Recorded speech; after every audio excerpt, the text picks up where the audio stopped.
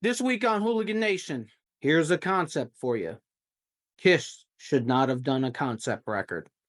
Kids, this is what happens when your producer consumes too many drugs and your band is circling the drain and you begin to panic to find a way out. Music from the elder.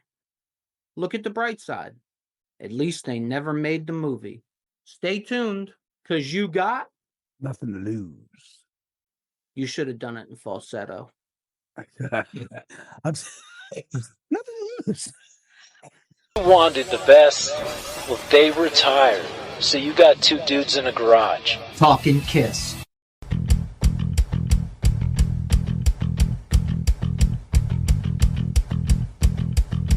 Welcome back to Hooligan Nation, a KISS-Centric podcast. I'm Anthony. And I'm Rocco. And boy, do we have lots of fun to have today.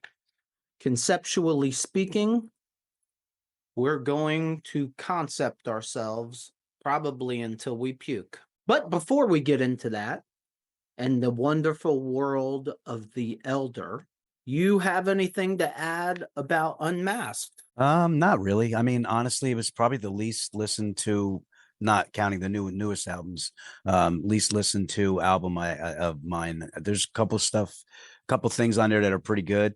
I think, overall, like I didn't really feel any song really stood out to, at least to me. I know Shandy's a really popular one, but I don't really have too much else for that. I didn't think it was bad. I didn't think it was a bad album. I just not kind of nondescript. Did nothing. Like KISS has songs on every album through their history that stand out.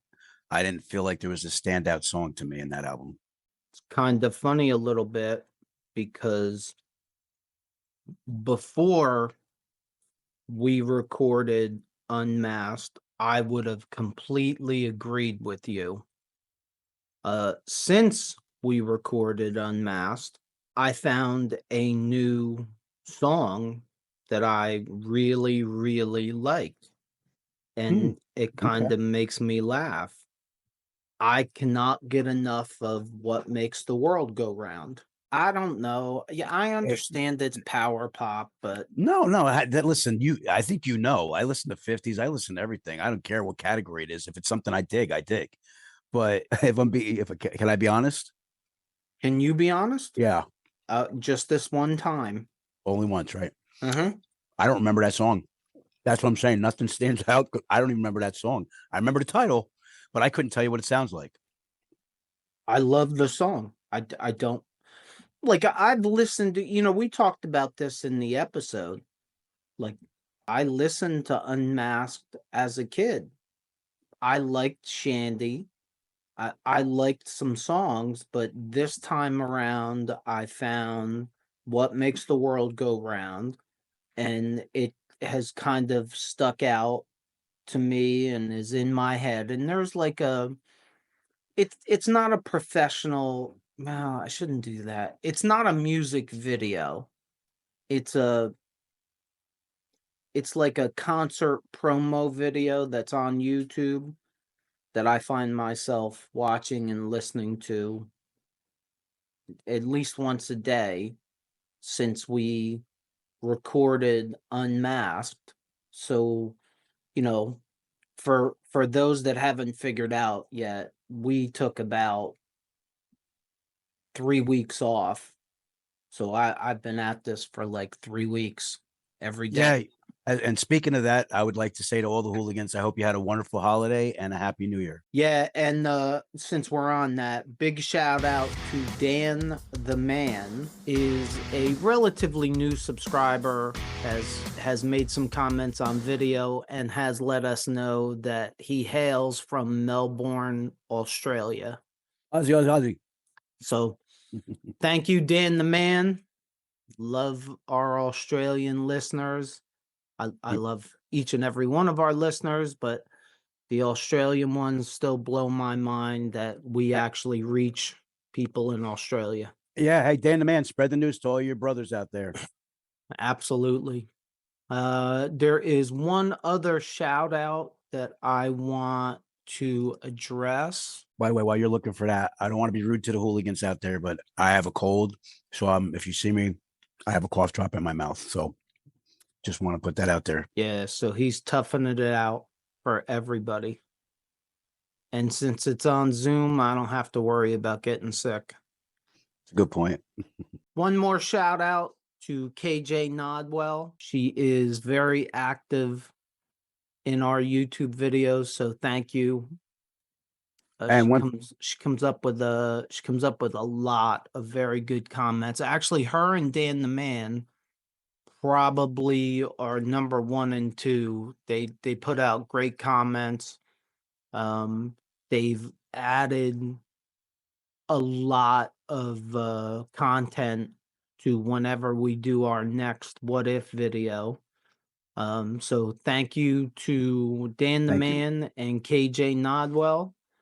And Yeah, you know what? We've been getting a decent amount of traffic lately, so I want to thank all the hooligans out there commenting. Keep it coming. yeah, I was gonna say that. Thank you to everybody that's making comments.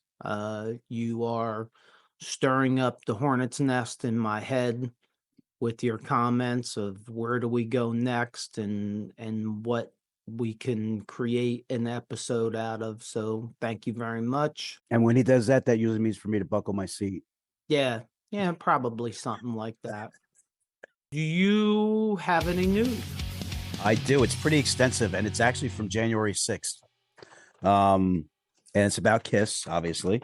And it's in reference to a Rolling Stones article from Nancy Dillon. KISS settled a lawsuit with their wig stylist. Well, who? With their wig stylist. Does that mean that finally Gene and Paul are going to admit that those might be wigs? I don't think that there's any way to avoid it. So I'm going to try. There's a lot here, so I'm going to try to get through it pretty quick. And if there's anything you want to jump in, let me know. The band's longtime stylist Dave Matthews claimed he was wrongfully terminated for pushing back against unsafe practices on tour. Trial was to take place January 22nd. Matthews' claim alleged labor code violations and retaliatory 2022 termination linked to Matthews' complaints about allegedly unsafe COVID protocols on tour. He felt that the dispute presented very serious risks for him and the band.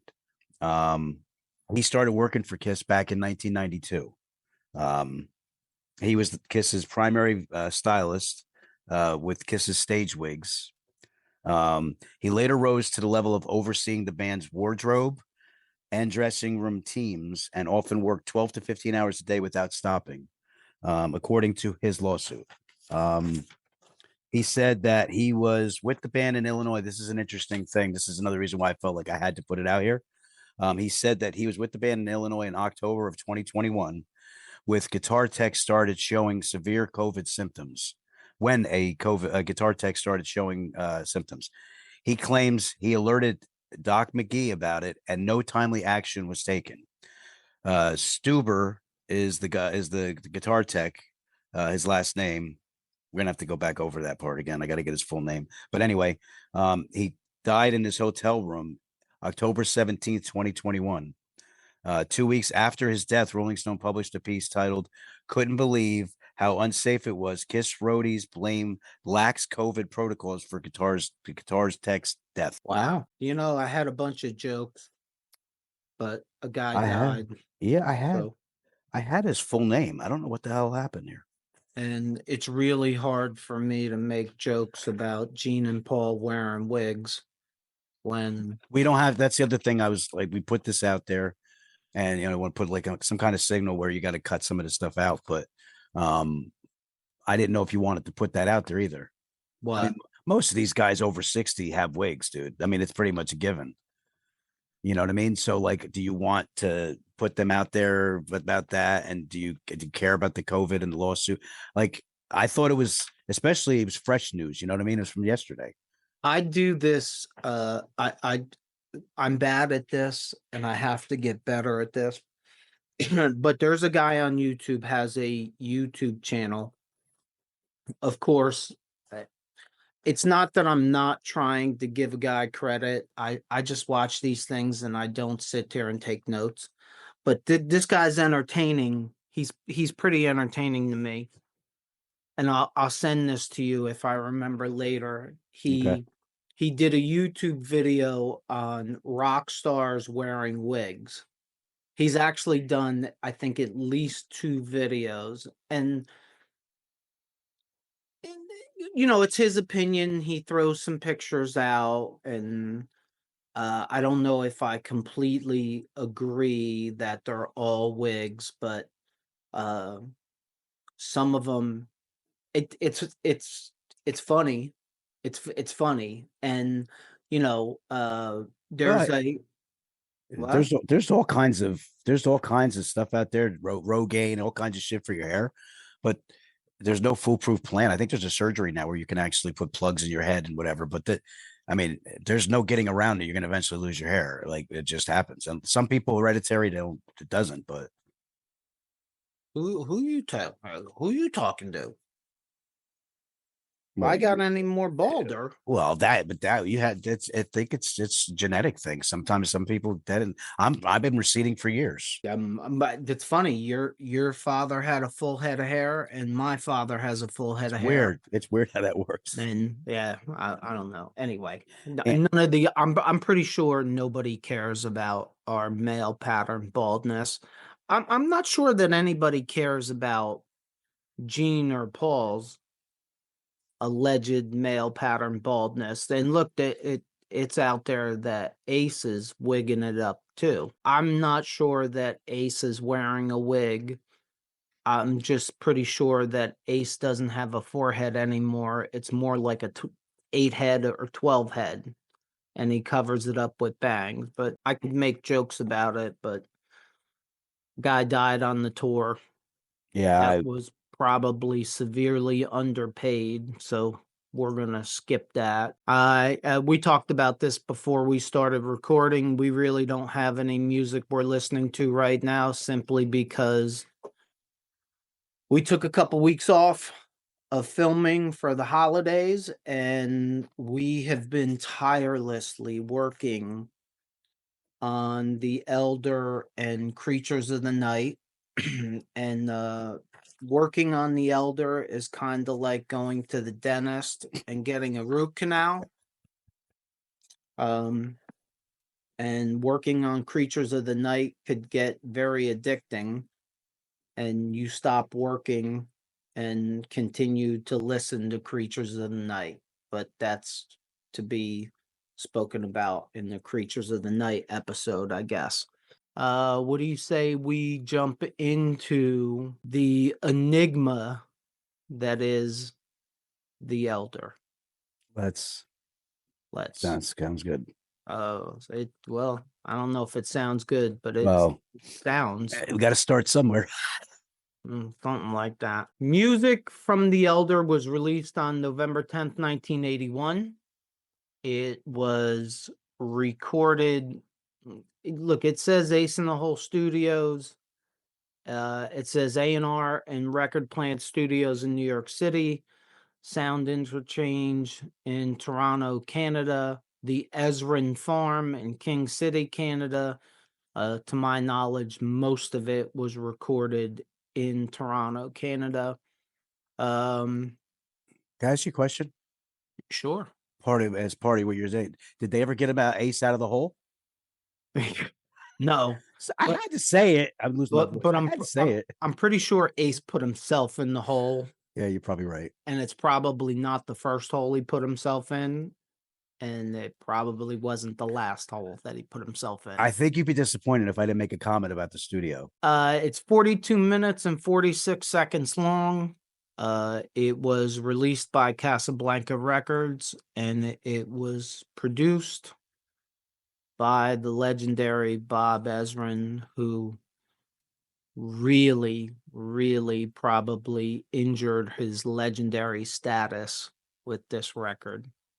But he did make a comeback and right the ship on Revenge, so we'll give him a pass, I guess. As far as the album artwork, I don't know if this is news to many people or not that would listen to a KISS-Centric podcast, but the cover is the first cover that does not feature the band anywhere on it. And it the record was a gatefold record that had, and I'll put the pictures up here. I don't like anything. I don't really like anything about the album artwork. It is at least my least favorite cover so far. There's been discussions over the years over whose hand is on the cover. It's Paul's hand.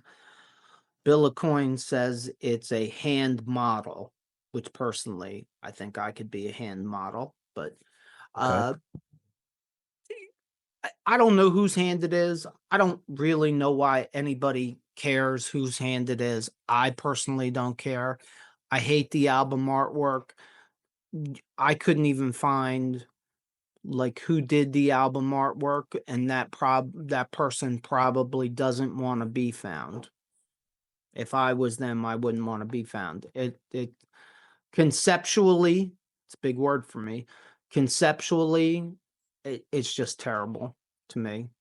It's terrible. The colors are terrible. The picture is terrible. On the gatefold, there's a long table with chairs. It's all concept, and Yeah, I'm not a fan either, really. it's just not my thing. So we'll just move along from that. The only other thing I have is we are now into the MTV era, and as such, there is an official music video for A World Without Heroes, and I thought this was newsworthy enough to at least discuss for a couple minutes.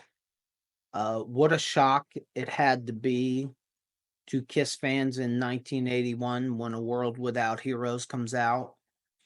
And number one, they changed the costumes, which, look, whether you like them or you don't like them, and we haven't gone crazy into costumes in our prior episodes, but Dynasty by a lot of KISS fans was thought to be like the comic book era of KISS. Everybody knows they had gone too far over to commercial. They were catering to little kids.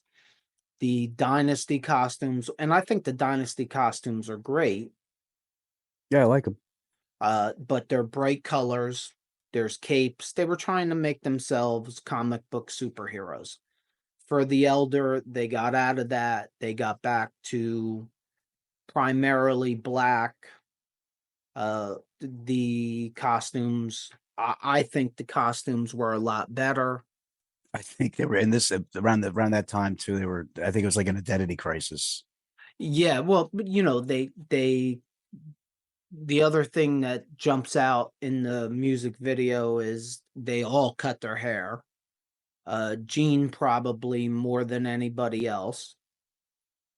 And it's not a bad video, although I will say once again, the demon doesn't cry. So I could do without the tear at the end of the video. You have a character to kind of like protect, so you got to still remember who the heck you are, and there's certain things that should be like, yeah, I'm sorry, that's not happening. Yeah, I think it's pretty obvious, start to finish on this record, that they were having great identity crisis at the time, and things were really bad. I by all accounts, things were very bad. There was turnover in the band. Peter was gone. They brought Eric in, and Ace was being Ace, and Gene was starting to want to be a movie star. They had financial issues. They were in crisis mode, and yeah. Why don't we get into the songs, because we're going to discuss crisis mode Yeah. throughout, I think. I think, at least. Can I just throw one thing out there? You can. it's kind of interesting. It interests me because, you know, when you go into the Wikipedia and you're doing some research and trying to find certain things out, they considered The Elder progressive art rock. Thought that was interesting. Yeah, I don't know what progressive art rock is, but okay. Is And that like you sing a song and then you get a paintbrush and you paint uh, me a picture? I guess Not sure. I don't know. And you know that this is also, they consider it a concept album. Bob Ezrin had worked with Pink Floyd before with the Wall, if you didn't know. And the other thing I had just real quick before we do that, Eric Carr, you had said his first, it's he's new with the band, and it's the last album with Ace until '96 with your reunion. Poor Eric Carr. Imagine being Eric Carr. You imagine being Eric Carr. You get the gig with the biggest band in the world, and you're thinking, I'm gonna get to play songs like Black Diamond and Detroit Rock City and Rock and Roll All Night, and we're gonna rock, and then you're sitting in a studio recording music from The Elder. He had to be thinking, what am I getting myself into here? What am I getting myself into? Yep, that's exactly what I was thinking. Poor Eric Carr. All right, before we get into the songs, I just want to make mention we're going to use the remastered 1997 track listing, which is how it was meant to be listened to for those that don't know. Casablanca reordered the songs, and there's multiple stories about why they reordered the songs, but one of the stories that I've heard is they reordered the songs because they wanted a rock song to start out the record, and in its original ordering it did not start out that way. And the only other thing I'm going to say about this album could use a good spring cleaning, because someone needs to scrub the overuse of falsetto. And if we could get rid of the falsetto, boy, it would make it much better of a record. Hey, Kiss Army, we work hard on this podcast and try to give you the best content possible. If you like what we do, please consider subscribing to our YouTube channel. Also, the podcast is now on all the podcast platforms. So please like and follow us there and give us some 5-star reviews. It really helps us out. And while you're there, let us know if there's any KISS subjects that you would like us to cover in future episodes. We thank you for being part of the hooligan community. All right. So the first song is Fanfare. It was written by Paul Stanley and Bob Ezrin. Has a weird instrumental, and there's parts in it that sound like a royal wedding, like royalty. And it's a very dramatic vibe. And there's also religious harmonies towards the end. It's just it's kind of weird to me. But that first one's Fanfare. I actually like it. I mean, it doesn't rock, but I like it. It flows right into the next song. I don't know. It's I guess I'm weird, but it works for me to start out the record. Well, I mean, I'm going to probably say this a lot during this episode. I don't really hate the album, and I don't really hate any of the songs, for the most part. But this is definitely visual. This is like they're a visual band. This album is definitely a visual album. Like if you had, like, my daughter watches animation cartoons and stuff like that. Like if we're watching, you could tell like their focus was this was going to be a movie, or it was good, they were going to have like video like Pink Floyd behind it, and you could tell the way that these songs are arranged, you can see that. But if you don't have that backing it up, it leaves that empty feeling. And like some of these songs are like, we'll get to each one, but some of these songs are like on a different planet for me. Oh yeah, I'd say a different planet, yeah. And an empty feeling. I can definitely agree with the empty feeling. And then we'll go to number 2. Just a Boy. Paul does the vocals. He wrote it with Bob Ezrin again. Good harmonic solo with acoustic in portions of the song. Paul's voice is very weird. It sounds like he's uncomfortable singing that to me. It doesn't seem natural. So yeah, there's moments of the song. There are moments of the song where I find it enjoyable. Again, that's a song that maybe if I was doing something else and I heard it in the background, like you made that statement before that I'll probably use a lot. I really liked it a lot. You said that I hate it, but I love it, or I forget how you worded it, but it's I this could be a Skippy song but it's something that in the background it's if I'm focused on the quality of it and I want to rock, it's definitely not that. And Paul's voice is kind of weird in this one. The statement that I made is even Kiss songs that I don't like, I still love them. Right. It's like they're my children. Just a Boy, I like the guitar in it. I think I would like the song if Paul used a different pitch to his voice, which is pretty much what you just said. And yeah, it comes across, at least to me, that he was struggling in this record to be something that he wasn't. Yeah, and I know he did the Broadway thing, but like you just like Paul gets those high notes, right? And he doesn't ever seem like, at least back then, to have any problem get hitting those. But you could literally on that recording of that song, you can tell like he's struggling to hit that and he's not comfortable. That reminds me of something that we were talking about last night, and I couldn't remember what I was going to say to you. I was watching Three Sides of the Coin, of course, and they had a female cover bassist, I guess is the best explanation, and I can't remember her name, but she was part of a Kiss cover band called Priss, and they were talking about Paul's falsetto, and she made mention that there are a lot of female singers that can't hit that note. Like that's how high he tried to go.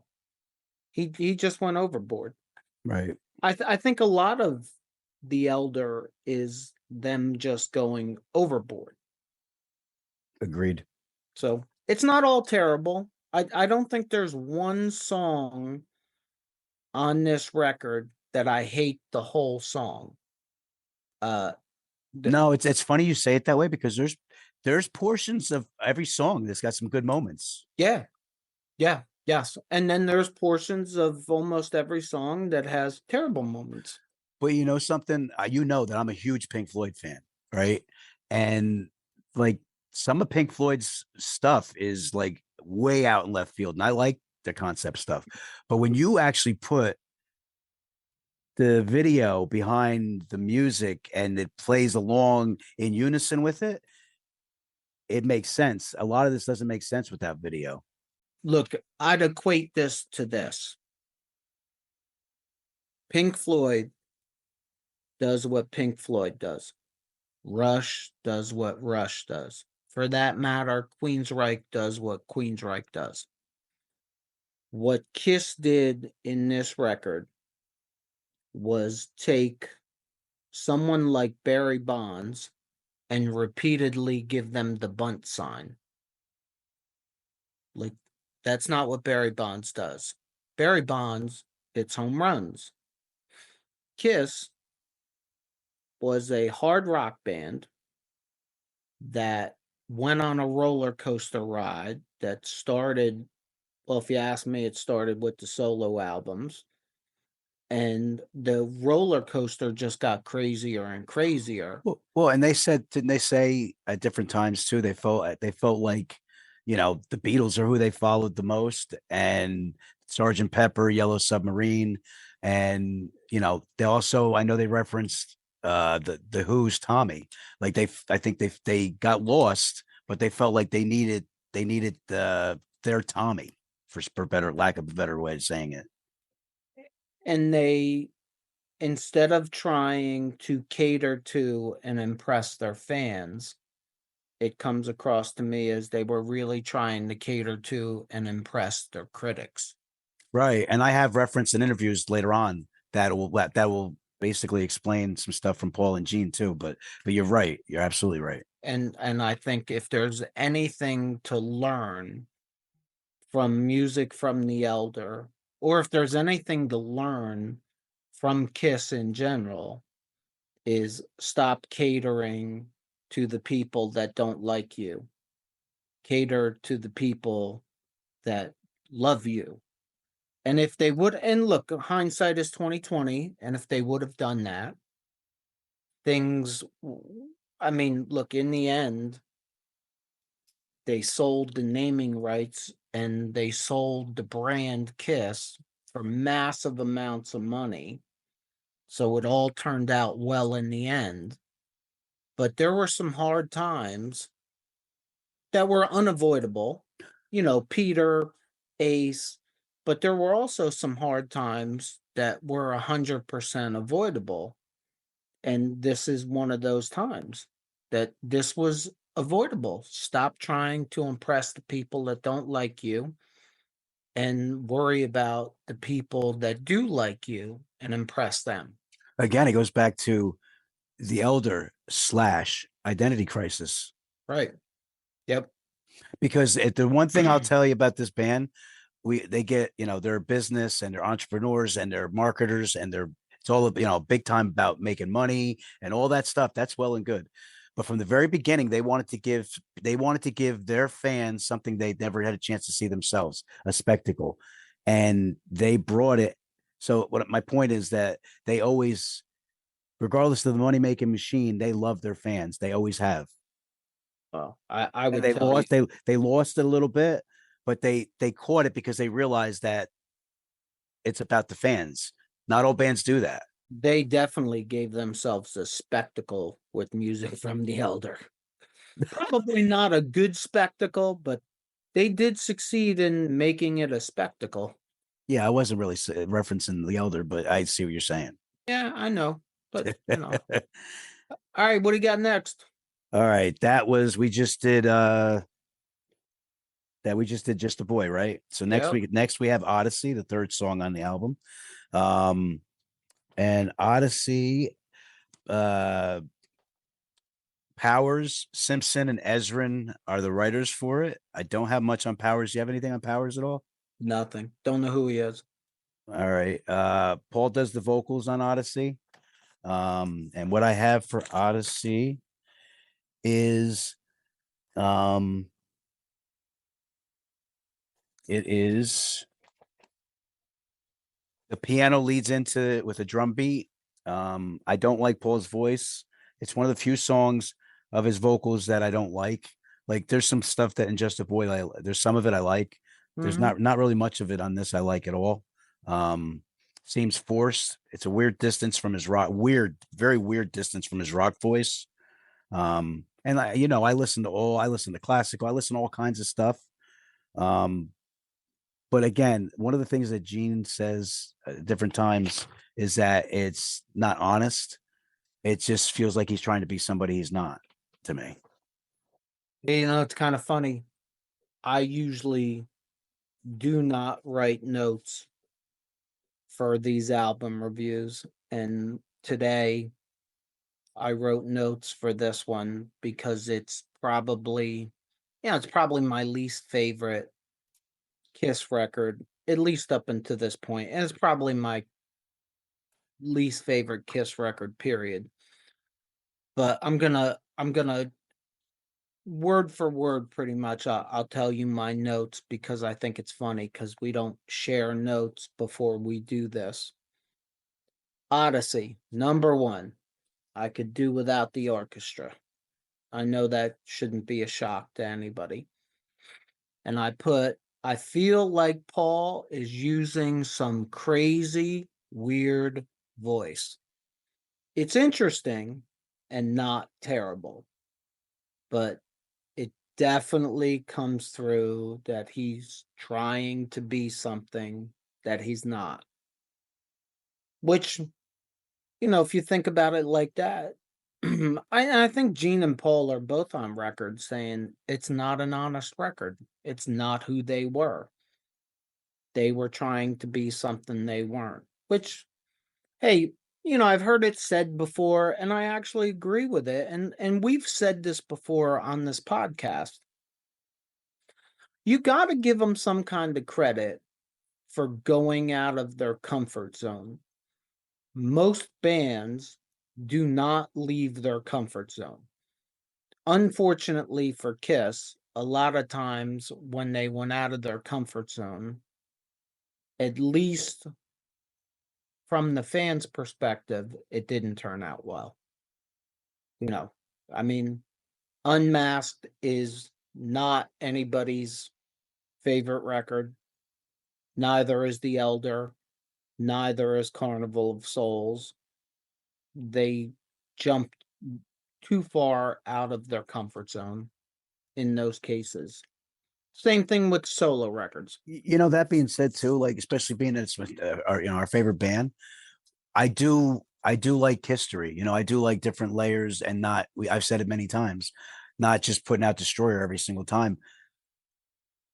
And this is like the thing about this. It was the least I never listened to the album. I knew World Without Heroes, but I never listened to any of these songs. This is the first time I was actually looking forward to like really giving an honest take, because when I was young, I remember people trashing it, and I'm like, okay, I don't even have to even give this a chance, and I remember that, so I was looking forward to it, and I like that they did try some different things, but it's probably I didn't listen to it all through my childhood and up, and it's the last time I'm probably going to listen to this stuff. I just think generally 50-year-old ears hear things differently than 12, 13, 14, 15-year-old ears. That's definitely true. I hated this when we were kids. I listened to it and hated it, and I don't hate it today. It's not going to be my top choice, but it's interesting and I would listen to it. Okay, so the next song we got here is Only You, written by Gene. Paul and Gene do the vocals. The main riff of the song is cool. Part of the song is really weird with a robotic sounding vocal on it. The arrangement needs a lot of help, in my opinion. It's a song with no direction. That's what I have for that. Wow. I have feels like a song that could be on Dynasty to me. I like it, and I like the Gene and Paul lead vocal trade-off, which historically speaking, I don't know why, but I like it when Gene and Paul trade off on vocals. It seems to enhance the songs. That part of it I do like. I mean, but I'm going to volley back to you now. So you're going to put on Dynasty. Are you going to put it on and take Dirty Living out because that was your least favorite? No. I just mean it sounds. It you could slide that into Dynasty, and it would fit the record to me. I'm not trading off. I'm not trading off anything. So you're adding a bonus track. No, I'm just saying it's probably the only song from Gene or Paul in this record that could be moved to another KISS record and fit in. I don't think there's anything else that would fit into another KISS record that Gene or Paul sing. Other than the solo album. Well, yeah, you could put it on Gene's album. Yeah, you could put Mary Had a Little Lamb on Gene's album and it would fit. So all right. So the next one we have here is Under the Rose. Gene does the vocals, Eric Carr and Gene are the writers of it. There's some good moments. Like I say that a lot on these songs. There's some good moments, but it's a bit weird. With visual, it'd probably be better. I don't like the harmonies at all, though. I like the acoustic and lead blend toward the end of the song, though. I think it's well-meaning. It's it's Gene, Paul, and Bob Ezrin, to me, trying to sound epic. It's just too much for me, and I just don't like it.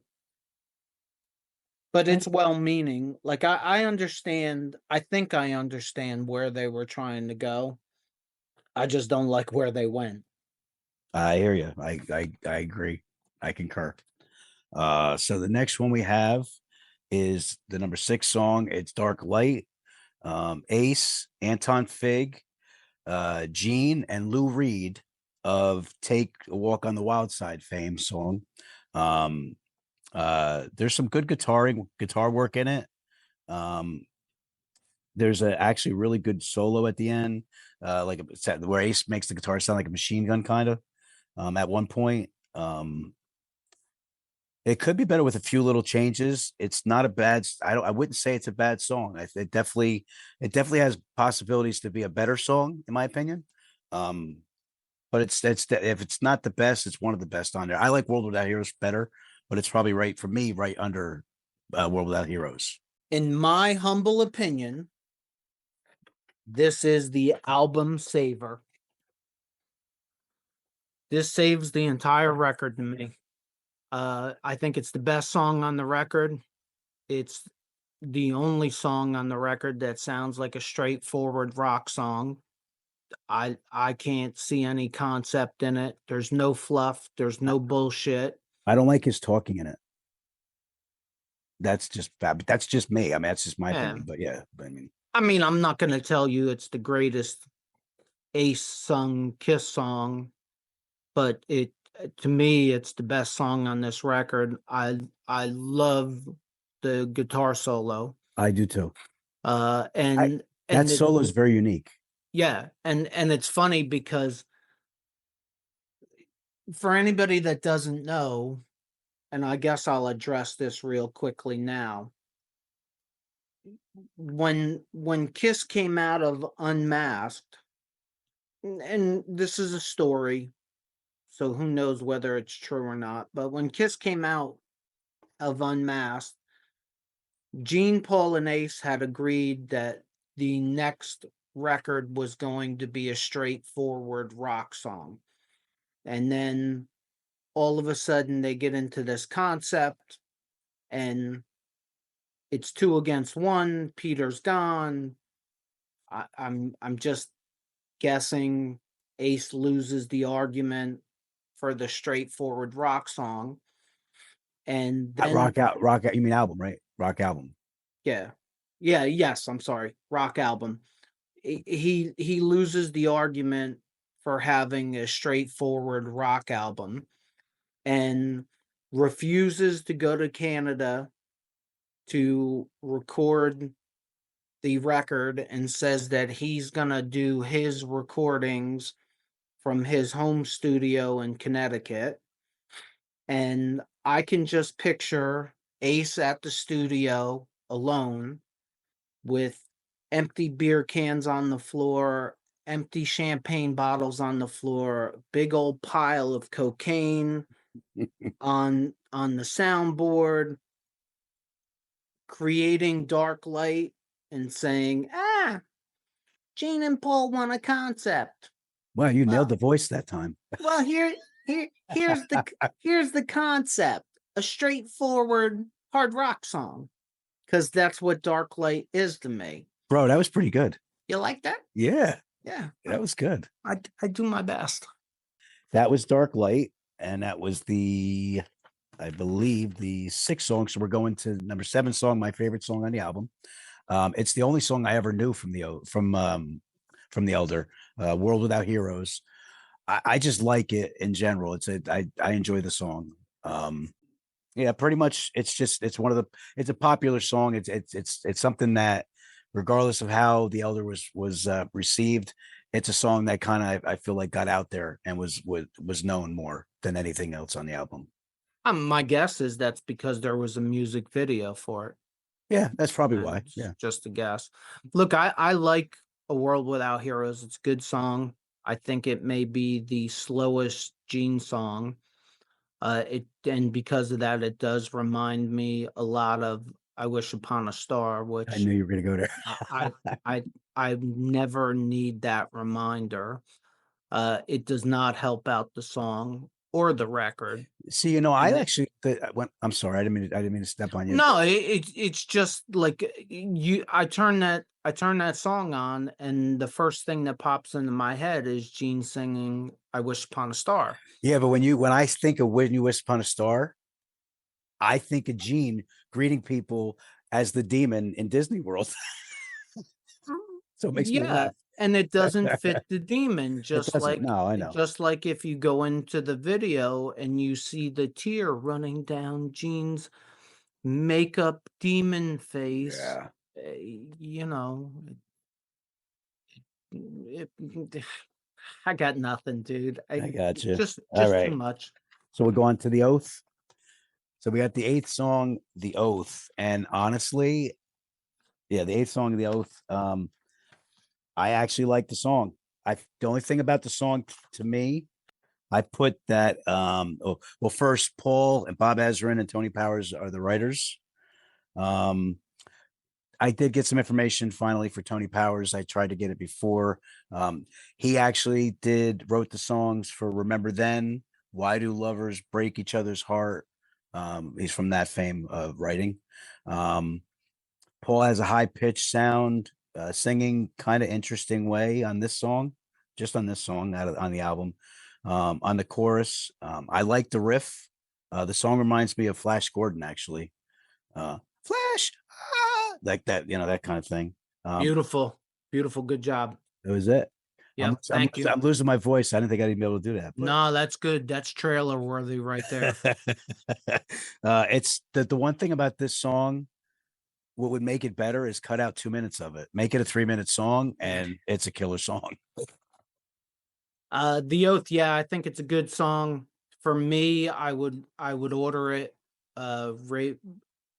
maybe second to Dark Light. Like that's how much I like the song. Love the guitars. Knock Paul's octaves down a couple levels in some parts, and we may be on to something.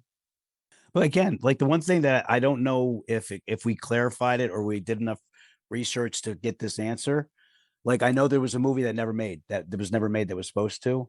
Oh, thank God it wasn't made. I But mean, between Kiss Meets the Phantom of the Park and how Music from the Elder, the album was received. Oh my God. Like I can't imagine if this was a movie. I there's no hope. Well, I told you one of the things that through the experience of listening to this album for me is if there was a visual and I'm sitting back relaxing, um, maybe buzzed watching it, I actually may enjoy it more if there was visuals to back up a lot of this stuff because there's definitely songs that to me lost their direction and were too long and for my listening pleasure. But if you're watching something and you're relaxed and you're watching it, it may be more enjoyable that way. So this was definitely made for that visual, you know what I mean? Once again, it's giving Barry Bonds the bunt sign Right. No, over and absolutely. over again. I agree. And they agree too. Yeah. um, all right. So the It's next, it's actually kind of funny because Paul agrees, Gene agrees, Bob Ezrin agrees, Ace agrees. I'm sure I haven't found it yet, but I'm sure if you find an interview with Eric Carr, I'm sure he agrees. Like there's no one that doesn't agree with the fact that they went off the deep end. yeah, Although it's funny because if you do enough searching, man, there's there's a lot of people that absolutely love this record. Frankenstein himself, Ken Nardi, is one of them. Loves this right, record, right. which I think is part of what is so great about the Kiss Army and the Kiss world is from one fan to another, you can get a completely different take over almost everything. Absolutely. Absolutely. This seems like a decent spot to I have a reference of the podcast, Kiss Army We Are One podcast. Probably a good time for this. It's basically an interview that Gene and Paul had regarding the Elder. I just thought it was interesting and a lot of the stuff we've already covered, but I'm just going to put it out here. Paul said in a statement, the band was lost, delusional, and lazy and complacent. They cared more about their contemporaries than the fans at the time. They had the attitude of, we'll show them how musical we are. Thought they needed a Tommy Lake album, which I had said before. Paul continues, they lost their edge. To me, my opinion of it is like they were a prize fighter that got comfortable. I think I disagree with Paul, and who am I to disagree with Paul Stanley? But I disagree with Paul in one aspect. I don't think there's anything lazy about this record. I think, at least in my version of it, I think they probably worked really hard on this record. They just ventured into an area that wasn't their area. And I don't want to hear about Pink Floyd. I don't want to hear about The Who. Kiss is Kiss. They're not Pink Floyd and they're not The Who. But I think for Paul, just knowing all the interviews and everything we've ever seen from him, I think knowing Paul like we think we do, I think it's the way he handles embarrassment, and he personally is embarrassed by some of the stuff on that album.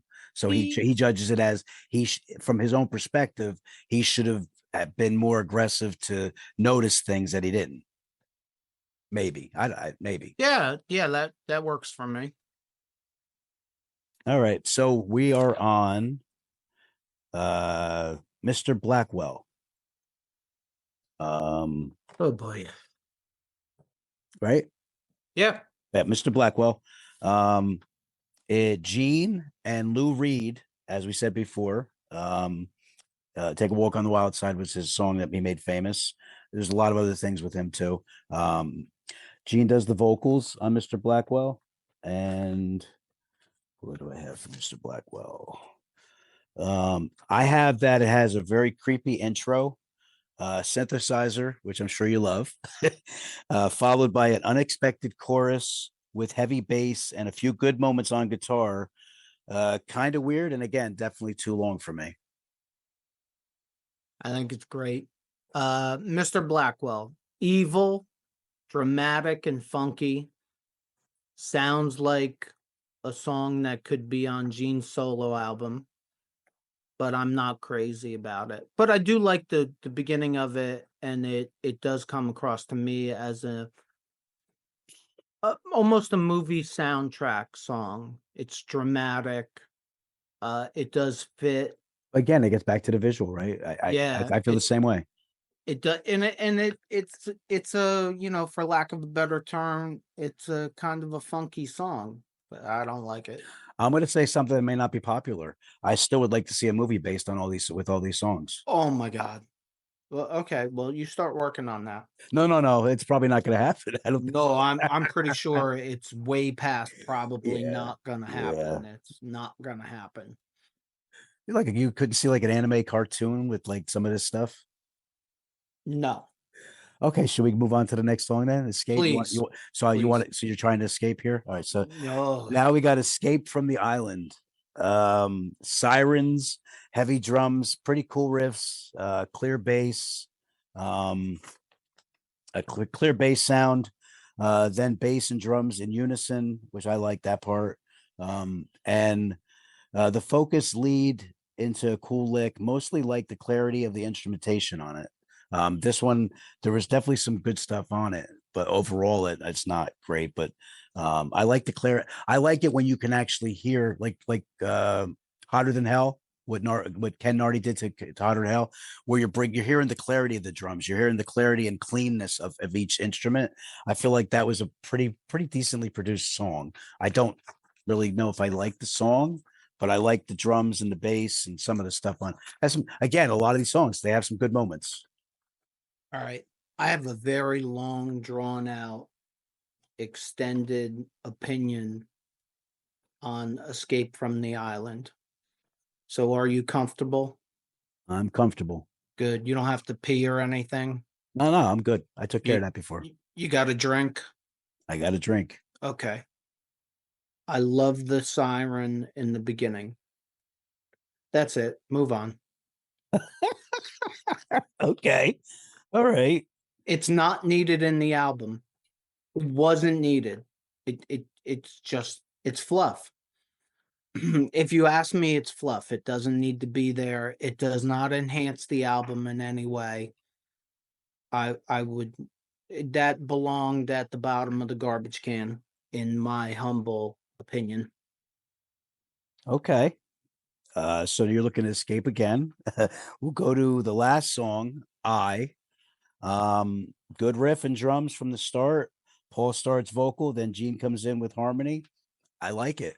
And I don't have anything higher than that. I like it. And then it's not, yeah, I like it. That's the best I'll say about that. I don't really have much more than that. I is right up there to me with Dark Light and the Oath. Again, I love the trade-off vocals with Gene and Paul. They tried to make another anthem, and it's okay. I did not need the ending. I feel like that's about 1 minute and 5 seconds of my life that I'll never get back. Mhm. Again, it's fluff. It wasn't needed. It doesn't enhance the song. It doesn't enhance the record to me. It was, and I've said this, I've used these exact words in the past. There's too much pomp and circumstance in this record, but it's a concept record, and I'm not a concept record guy. I'm not a prog rock guy. I respect the hell out of Rush. I like 2 or 3 songs. Uh, I like Pink Floyd, but I don't listen to Pink Floyd with the concept idea. I just listen to Pink Floyd Well, because I like the song. well, I got an interesting thing as far as that because I'm not really a concept guy either.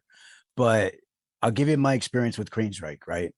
Queensryche, Queensryche's concept album was Operation Mindcrime. It's one of my favorite albums of all time. It's definitely in my top 5. There's no doubt about it. But they didn't do that before that. They had other albums that led up to that.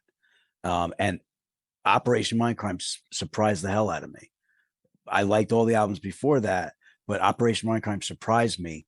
And anybody that likes Operation Mindcrime knows exactly what I'm talking about. You get sucked in, you start listening a little bit. And if you already like Queensryche, you're definitely there. And you can't, you follow along the music's powerful and the storyline follows it perfectly. It's a perfect marriage. It's so well produced. Like, so they grab me, but I'm not really a concept guy either. Like the Sergeant Pepper, it's not really my thing either. But Pink Floyd, I love Pink Floyd because there's always visuals a lot of times with a lot of the stuff too that they do. I'm less of a concept guy. And as far as the Beatles go, no matter what your daughter tells me, I'm not going to wake up tomorrow morning and become a Beatles fan. Look, I have respect for the Beatles. I have respect for Queensryche. It's just not for different reasons, but I'm just not a look. I like Operation Mindcrime, but I'm just not a big Queensryche fan, and I'm not a big Beatles fan, and Well, I'm not going to be. Well, I got to just throw the context out there. So he had a healthy debate with my 12-year-old daughter, Emily, about the Beatles. And so that's where that came from. Yeah, she was telling me that I had to listen to the Beatles. Why? Why? Why what? She said that you had to listen to the Beatles because we are a KISS podcast and the KISS was so influenced by the Beatles. Yeah. So if you guys have any opinions there, feel free to put them in the comments. Yeah, you can add that I have to listen to the Beatles. I'm not going to listen to you or the Beatles. So And for the record, he's not a hater of the Beatles either. It's just I'm not a yeah, I got to put that out there. it's just not my thing. Like I don't listen to Elvis Presley either. Like, is he the king of rock?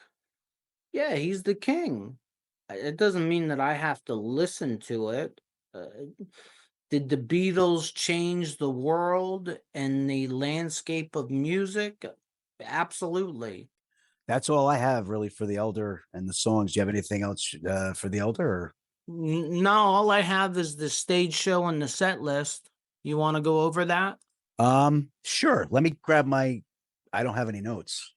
That's probably because there is no stage show and there is no set list, because this record was so badly received. There was no tour.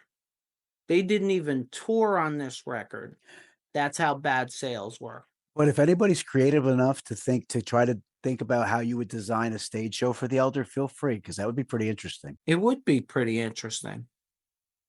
Yeah.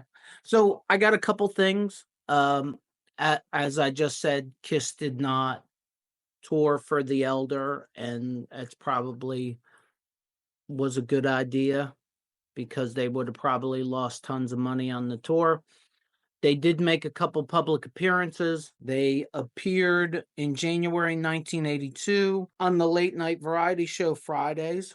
If you search on YouTube, you can find many clips of that performance. They performed on Solid Gold, which for all you people that are younger than us, Solid Gold was like the place to be. I have not seen a video clip of the Solid Gold performance. I also haven't looked for it. And on January 28th, they performed a lip sync performance of I from Studio 54 that was broadcast via satellite to the San Remo Festival in Italy. And what's of note of that is Ace Frehley didn't show up. He called out sick or something. So the group performed as a trio. And I have seen video clips again on YouTube of that performance, and it's odd. It's odd to look at KISS performance as a three-piece. I believe that was the first time in their professional career that they appeared as a three-piece, and I believe that it doesn't happen again till the early mid-2000s at a live concert when Paul had a heart issue, and right before the concert was to start, and they performed as a trio that night. So it's pretty historic. I think it's pretty historic if you're a KISS fan, the fact that they performed as a three-piece. To wrap this up, according to Bob Ezrin, the concept album was his idea, and he probably should have kept it to himself. Ace was not on board, and Eric was probably wondering, what the hell did I get myself into? It's not terrible, but it's not great. They were truly circling the drain, I think. And boy, the next episode, boy, do they come back with a vengeance. And thank God. Yes, thank God is right. Thank y'all for coming out and supporting us and checking us out. Remember, hit that like button, hit that subscribe button. If you're a fan of music from the Elder, drop it in the comments below. If you hate music from the Elder, drop it in the comments below. Because it's always interesting to find out where everybody stands. I can't say that I hate the record. I'm just somewhere in the I could live with it and I could live without it. Drop it in the comments below and let us know what you think. Again, everybody have a great 2025 too. Yep. And with all that being said, don't ever forget, if it's too loud, you are too old. Peace out, Hooligan Nation.